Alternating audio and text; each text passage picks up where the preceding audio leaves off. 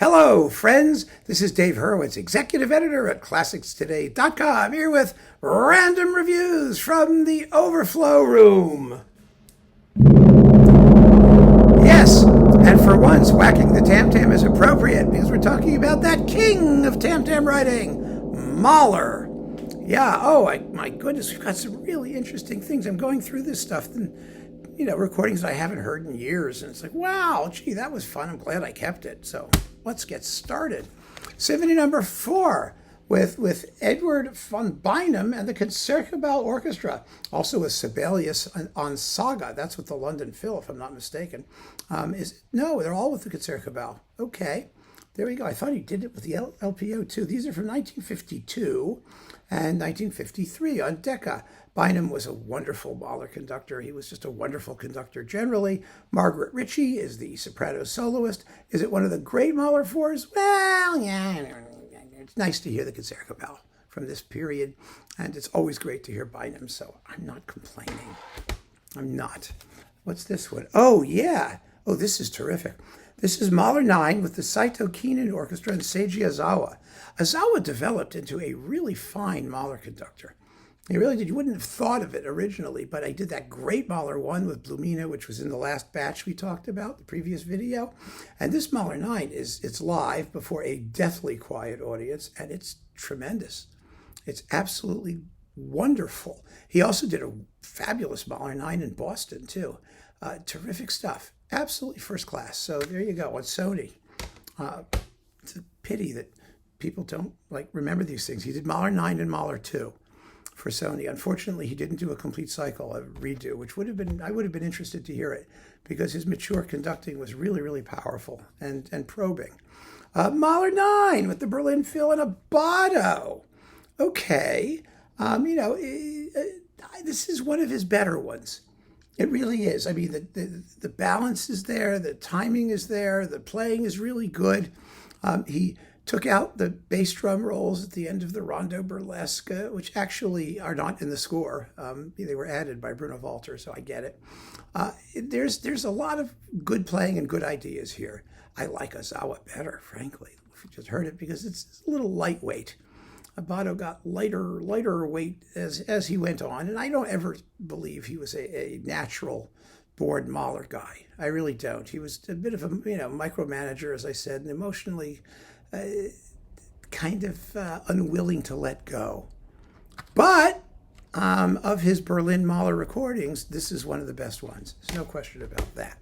So, Kirill Kondrashin and the Moscow Phil from 1967, recorded live in Tokyo. Mahler 9 with really, really quick tempos. 23 minutes for the first movement, 19 for the Adagio, 11 and a bit for the Rondo Burlesque. Oh, it just flies along, and it's exciting as hell, and it's well captured, and I think that's really cool. Everything Kondrashin did is worth listening to. Das Klagende Lied and the Adagio from Symphony number 10 with the Concertgebouw and Haitink. This is a beautiful recording of the revised Das Klagende Lied, very well recorded. It comes from the time when Philips had learned to put bass in their recordings, which was a good thing. It's on Philips Eloquence from Australia, and I love it to death. And the Adagio from Symphony number 10 is also very beautiful. That was a coupling to one of Haitink's Mahler symphonies, maybe the 5th. I don't remember which one, but it's good to see these things issued separately. Mahler 1, Chicago, and Giulini. This is the Grand Master Japanese EMI series. It's in the box of Giulini's Chicago recordings from Warner, and now it's in the big box of Giulini stuff or whatever, but that's okay.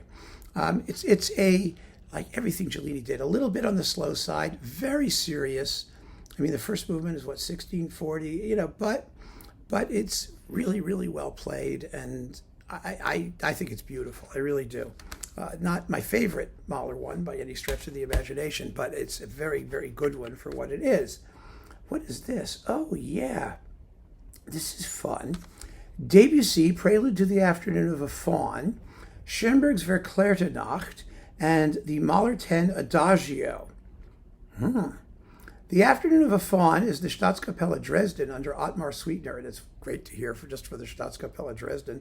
Verklärte der Nacht and the Mahler are both the Gewandhaus Orchestra under George Sebastian on Berlin Classics.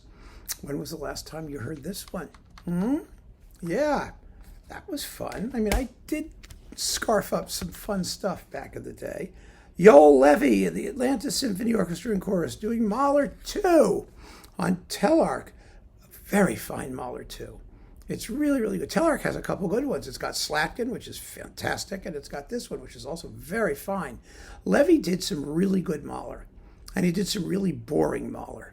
He did both. But let's see, what were the really good ones? 2, 4, 6 were all really good. 5, no, that was a snooze. 1, did he do 1? I don't remember. We may come up with it. But this was excellent. And so it's nice to have. And we've got Fischer-Dieskau's Mahler songs and great recordings of the century. We've got the Lieder eines fahrenden Gesellen. Yes, Songs of a Wayfarer with Furtwängler conducting. He didn't do a lot of Mahler, and he does it fine. He's a good accompanist.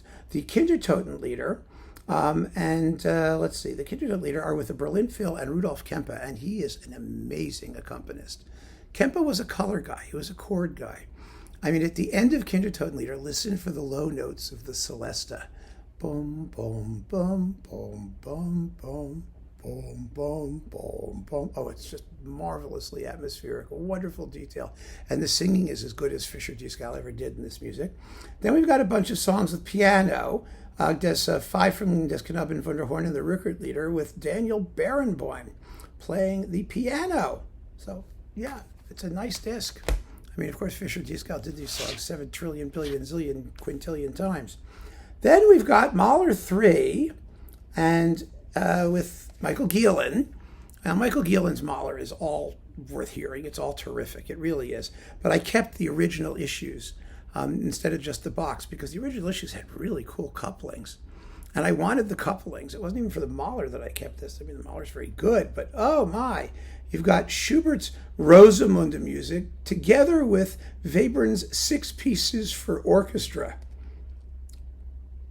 I mean, don't ask me why, but there they are. And it's, I mean, it was always provocative and kind of fun. So there you go. I mean, a really good Mahler 3, but you can get it in the Gielen box if that's still around. Otherwise, these were fun. These issues were really, really fun. The couplings were just cool. So keep on listening, friends. Thanks for joining me. More Mahler to come. Take care.